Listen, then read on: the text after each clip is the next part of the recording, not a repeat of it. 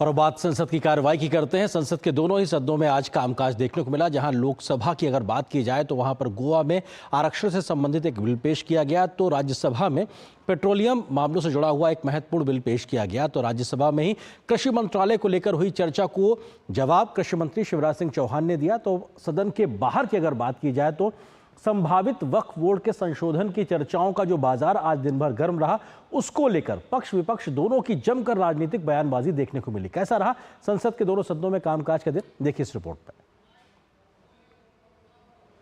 संसद में विधायी कामकाज को लेकर भी काफी प्रगति हो रही है। लोकसभा में गोवा विधानसभा में अनुसूचित जनजातियों के आरक्षण से जुड़ा विधेयक पेश किया गया। इस बिल को 16 मार्च को कैबिनेट की मंजूरी मिली थी।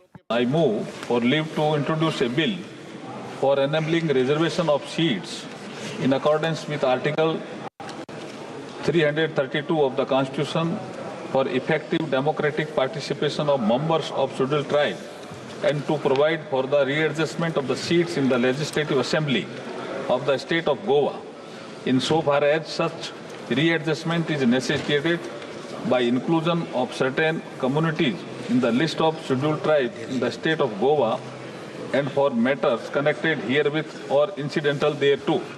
उधर राज्यसभा में तेल क्षेत्र विनियमन और विकास संशोधन विधेयक को सदन के पटल पर रखा गया।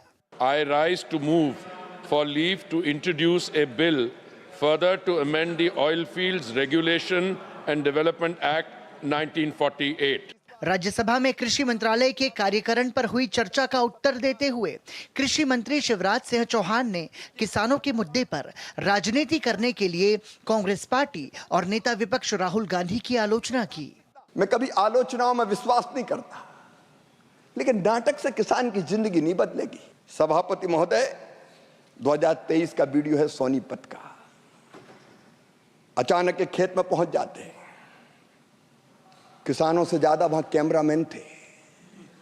कैमरे पहले से फिक्स थे, कहां फोकस किए जाएंगे ये तय था। 2 लोग पकड़ के उनको खेत में ले जा रहे हैं। खेत में पहुंचने के बाद उनको पता नहीं खेत में करना क्या है। संसद भवन परिसर के बाहर सत्ता और विपक्ष के बीच बयानबाजी का दौर जारी रहा। वक्फ बोर्ड में संशोधन से जुड़े बिल के जल्द संसद में पेश होने की चर्चाओं पर सत्ता और विपक्ष के नेताओं ने एक दूसरे पर खूब निशाना साधा। वक्फ बोर्ड की जितनी संपत्तियां उस पर मुस्लिम ठेकेदारों का कब्जा है और उसका उपयोग समाज के लिए नहीं होता है। ये विधेयक निश्चित तौर पर वक्फ संपत्तियों को जनता के उपयोग के लिए लाने में काम देगा। अभी वक्फ में इतने घपले हैं, माफियागिरी है, वो समाप्त होगी और एक ट्रांसपेरेंट व्यवस्था कायम होगी, जिसका स्वागत करें। ये एजेंडे में नहीं था, बीएससी की बैठक हुई उसमें नहीं था। तो मेरा इतना कहना है कि ला रहे हैं तो जिस समुदाय के लिए ला रहे हैं उससे बात करें, फिर अपने सहयोगियों से बात करें, जो उसका स्वरूप बने हमसे बात करें। हम उनको निश्चित रूप से पढ़ने के बाद, ड्राफ्ट देखने के बाद प्रतिक्रिया देंगे। गौरतलब है कि संसद में मौजूदा सत्र में सत्ता पक्ष और विपक्ष के बीच आरोप प्रत्यारोप खूब देखने को तो मिला है, साथ में जमकर कामकाज भी हो रहा है। कुमार आलोक, राजेश राज, ऋषि कुमार के साथ शैलेंद्र मिश्र, डीडी न्यूज। तो जहां दोनों सदनों में विधायी कामकाज देखने को मिला, तो वहीं दोनों ही सदनों में प्रश्नकाल भी लगातार देखने को मिला।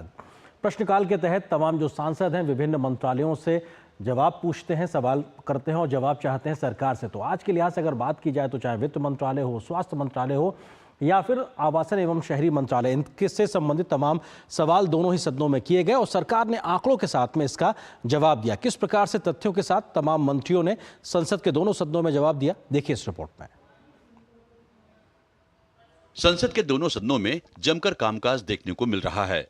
लोकसभा और राज्यसभा में सोमवार को कई अहम प्रश्नों के उत्तर दिए गए।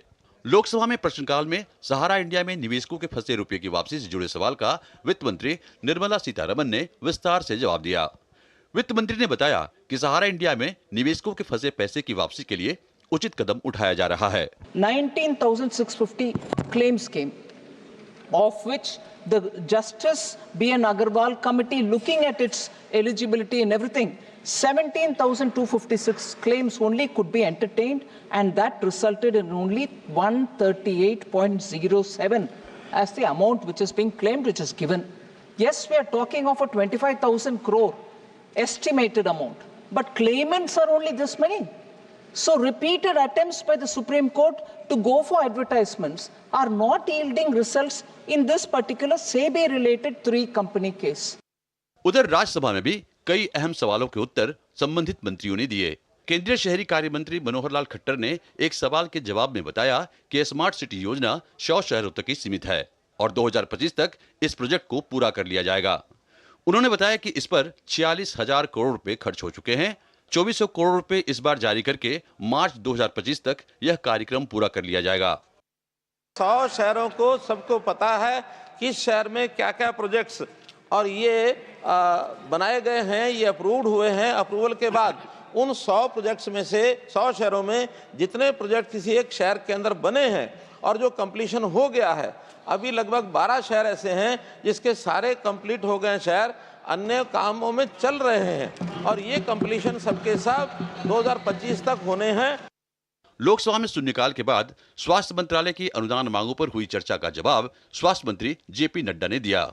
केंद्रीय मंत्री ने बताया कि 2014 के बाद स्वास्थ्य सुविधाओं में देश में काफी विस्तार हुआ है और बजट आवंटन भी स्वास्थ्य क्षेत्र का काफी बढ़ा है। कि बजट को हम लोगों ने किस तरीके से देखा, तो 2013-14 में बजट 33,278 करोड़ रुपए थे।